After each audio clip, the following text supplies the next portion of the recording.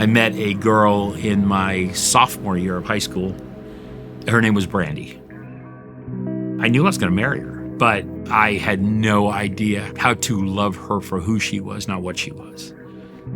I graduated in August of '94, and we got married in September of '94.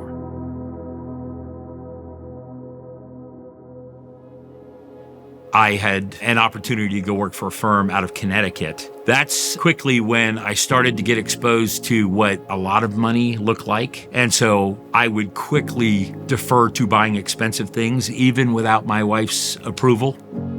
Expensive cars, ridiculous watch collections, all of the things that the world would say, man, you look successful. And I was miserable. You know, I was unfaithful to my wife. I was not a good husband, and I certainly was not a good father.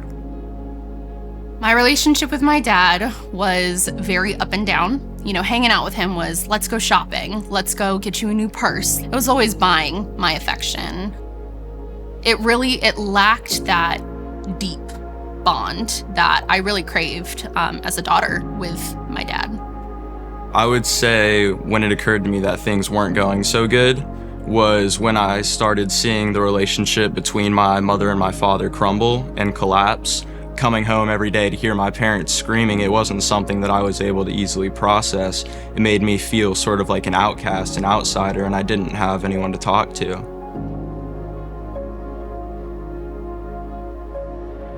November of 2014.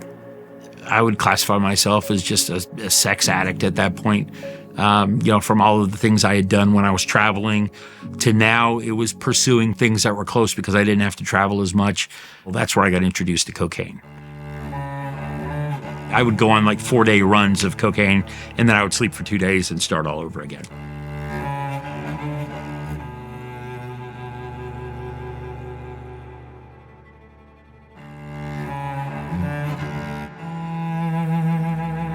And one day I woke up and I all of a sudden had the need to confess to her that I had cheated on her. I don't know where that came from, but I remember seeing something in her eyes like change. I felt like that was the day the light switch changed and her anger really started to manifest. Finally, she had had enough in June of 2020 and she kicked me out of the house. I had about 10 more days in me where I was staying at a hotel and still doing, cocaine and whatever I could. And then I ran out of money, had nowhere to go. And I went to my parents' house and they were not excited to see me. And my sister and my brother-in-law came over and they saw me. And I was crumpled up on the floor, sobbing like a baby, asking for help. He had nowhere to go. And that was when my parents and us called Honey Lake. That was when I found out the cost, which is our entire savings account. And that was when I went to my husband, nervous and afraid. I couldn't help but think, what's his life worth? From then on, it was no more about a dollar amount. It was about a life. It was about his soul. I got to Honey Lake and I was still arrogant, but man, that went away pretty quick. But that's where the breaking process really started to happen. It turned out to be the beginning of me understanding that what defined me was not what I had or where I worked. It was my relationship with the Father and the fact that I was his son. I think he went to rehab for absolutely drug use. But also, I think he needed to go to reconnect with God and actually establish a relationship and a connection with God, because it was fake forever, essentially. And while I'm at Honey Lake, I start talking with another gentleman that I'm there about this investment idea that I have about this derivative lending company, and he loves it. I ended up leaving Honey Lake with a job. And instead of going, man, can you believe what God has provided? No, my story was, can you believe I went to rehab and got a job? Like, who goes to rehab and gets a job? It became all about me. And what did I do? 6 weeks later, I did another $10,000 in cocaine. I'd be lying if I told you I wasn't surprised when my father relapsed. I felt totally betrayed and like I was never going to have a relationship with my dad again. He relapsed. And I basically I told him, I was like, I am here to tell you goodbye, because what you're doing, you're going to kill yourself. You're going to die. So I couldn't live with myself if I didn't say goodbye. I was heartbroken. September 31st, 2020. I was laying on an air mattress, contemplating ending my life. Man, I swear I heard God saying, "Are you done yet? Like, are you done?" And that was it. The next day I was done. And that was October 1st, 2020. And that was the real beginning of change.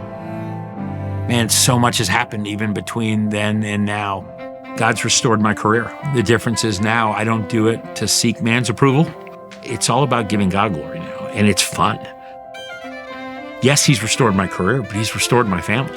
Not quite as I had drawn it up, oddly enough, but in February of 23, my former wife and I met at one of my son's lacrosse games. She had something to give me.